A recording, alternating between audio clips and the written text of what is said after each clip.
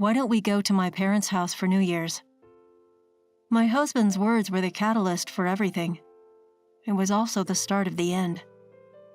Susan is my name. I am a 35-year-old housewife. My husband Ben and I had the same job and got married. I left the company right after giving birth to our beloved daughter Emily.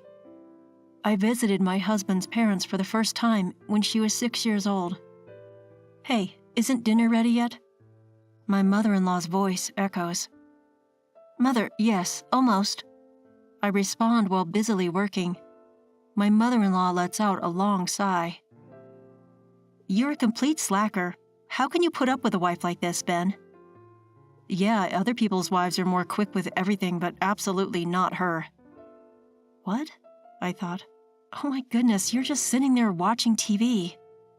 Right before I opened my mouth to say it to my husband, I heard my mother-in-law's words. "After breakfast, clean up the yard, then clean up the closet, and then the storage outside." It was supposed to be New Year's Day. New Year's is supposed to be the most relaxing day of the year. But why am I busily working like this? My husband doing nothing irritates me so much. I was too worn out to move by the time I finished all the tasks I was told to do. I took a seat in the living room, exhausted. "Who said you can take a break? Make lunch already." My mother-in-law commanded me without hesitation. "I've been working all day," I said, "and I just needed a break." "A wife should be working like a servant. You want to eat for free without having to work? Work." What? My husband lives in the countryside. For better or worse, old customs still exist there. A wife is the one who enters the family. The old way of thinking persists. But no wife was ever made to work like a servant. "Hey, can you help me a little?" No way. My husband responded with a sarcastic tone. At home, my husband does nothing. He does even less at my in-laws, drinking all day. And my husband hasn't moved at all since this morning. "Hey, I'm going grocery shopping." "Yeah, then go." "Hey, help. Supermarkets in the countryside are very far. My husband, who has a driver's license, has been drinking since this morning. Well, I do not have a license. So I had no choice but to walk. It is 30 minutes one way. He frowned when I asked him to at least carry a few things. Nah, I don't want to. Quick, cold response again. "Do you want me to throw mochi in your face?" I wanted to say. Ha, I'm sure it would be difficult to remove. I see him in front of me as I imagine things like that, while my husband just shows off his beer can. I just had a drink. What's the deal with the robot talk? I am drunk. So what? So I can't go. You just don't want to go. I see, you useless jerk. My mother-in-law yelled at me angrily from behind. "Is the meal ready yet?" Oh, God. I'm so going to get tons of mochi. I'm finally back. The 60-minute walk was extremely hard, and I was carrying bags in both hands on the way back. I felt dizzy when I arrived at my in-laws' house. I put the bags down and sat down at the front door. I let out a sigh. Then I heard this. "Hurry up, you are slow with everything, just like your mother." I'm sorry. I just heard my mother-in-law yell and my daughter apologize. And at this moment, I was the robot that had just used up all of its energy, but now found energy to spare. As if I had forgotten how tired I was, I jumped to my feet and dashed in the direction of the voice. I stomped into the kitchen, stepping on my husband who was still on the floor doing nothing. I heard him groan but didn't care. And this is what I saw. "What are you doing?" My mother-in-law and daughter both looked at me as I yelled, "Mom!" "Oh, you're finally home." My daughter's face lit up when she saw me. I could see tears in her eyes. My mother-in-law sat down like she didn't care. "What are you doing?" I demanded of my mother-in-law. My mother-in-law sneered at my question.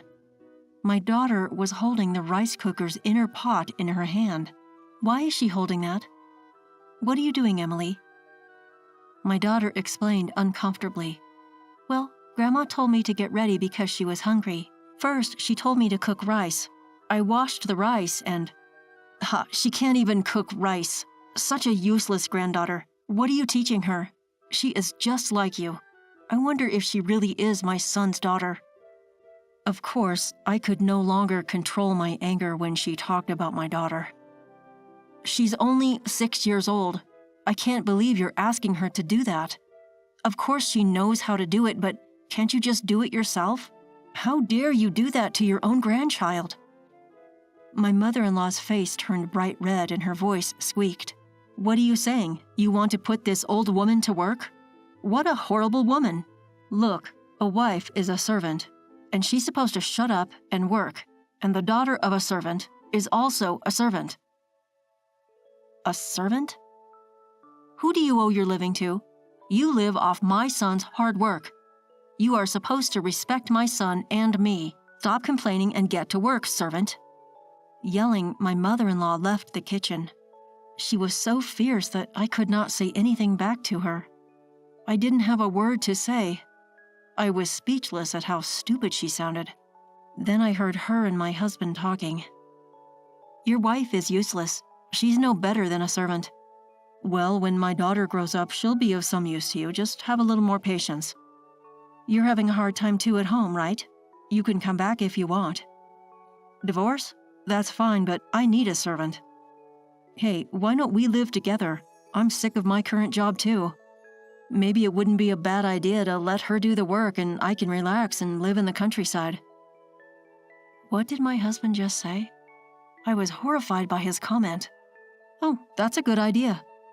My mother-in-law agreed, and I was just out of my mind. I clenched my fists, but noticed they were quickly covered with warm hands, and I realized, Mom? It was my daughter. I slowly looked at her. She looked up at me with a worried face. I crouched down, meeting her eyes, and slowly spoke to her. Hey, Emily. What, Mommy? Do you like Daddy? Okay, she can't give me an immediate answer. Of course she can't. My husband is indifferent to her growing up. When he comes home from work, he doesn't even talk to my daughter. He sits on the couch and watches TV or he's on his phone. On weekends, he goes out drinking and comes home late. After COVID, he drinks a lot at home. The hangover the next day is a regular occurrence. On holidays, he either stays home doing nothing or goes out with friends. Very few times we went out as a family. I mean, when was the last time we went out together? This family trip to the in-laws is the first trip we had together in years. I am sure my husband doesn't even know which class my daughter is in kindergarten. He doesn't know what she likes and what she doesn't like. He is not interested in what my daughter wants to be in the future. He probably doesn't even know that she'll be in elementary school next year.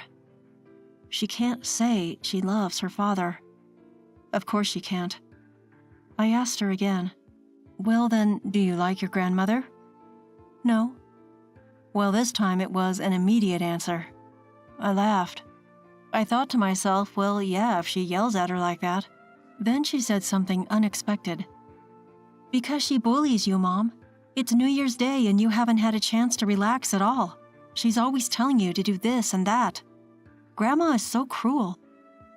Wow, children are watching things. Well, I guess they can tell when I'm always being ordered around like that. Smiling, I asked her the important thing. Emily, do you want to live with your grandmother? She shook her head. Do you want your father? No. That was a wonderful, immediate answer, and I decided, the next day. I went out with my daughter in the morning. By the time we got back to my in-laws' house, it was dark outside. When I entered the house, my mother-in-law and husband were waiting for me, looking annoyed. They said, You're finally home? What have you been up to?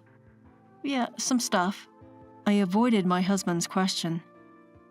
Seeing me like that, my mother-in-law said to me, "Ha, young wives these days. I'm hungry, servant. Where's my food and tea?" My mother-in-law acting like commander-in-chief. I silently served them both tea. My husband tried to pick up the teacup, but I quickly snatched it away from him. What? What the hell? My husband was shocked. Then I poured the tea on his head. Whoa, what are you doing? Don't worry, it's already cooled down. That's not the point. Hey, what the heck? Stop. Avoiding my husband's reach, I put the cup down. What the hell are you doing? You are a servant. My mother-in-law had a furious expression. Shut up.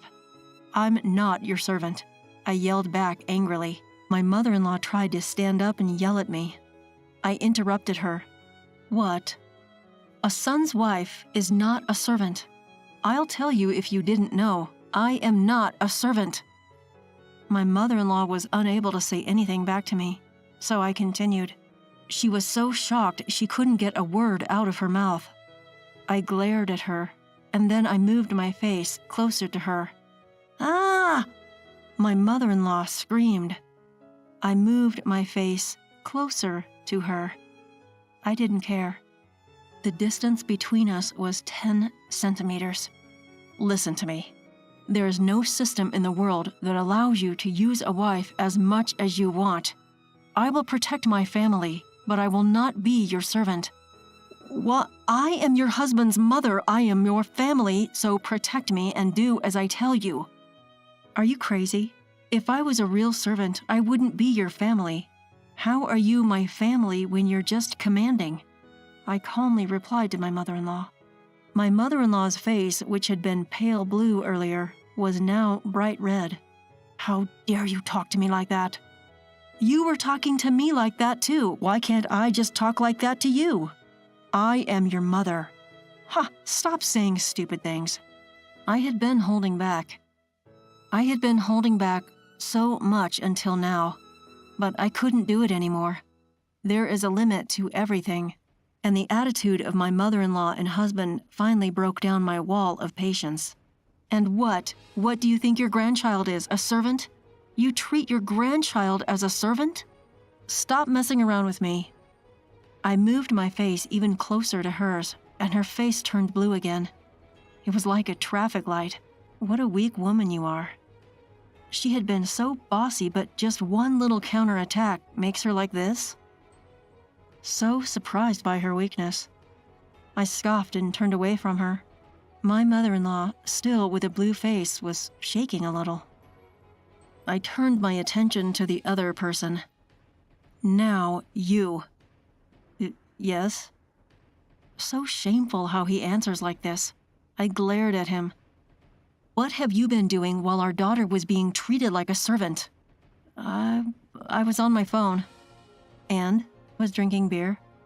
Drinking beer while your daughter and wife were treated like servants. What a great life you have. I'm sorry. You think you just have to apologize? Ah! I yelled at him with a devilish look on my face, and he screamed pitifully. He ran away and hid behind his mother. What are you doing? My head began to ache. Forget it, just fill this out. What is this? My husband, who had been hiding behind his mother, slowly came out. It was like a turtle and a baby turtle. When he noticed what the paper in my hand was, his face immediately went blank. Divorce papers? What? We are divorcing, so I'll never come here again.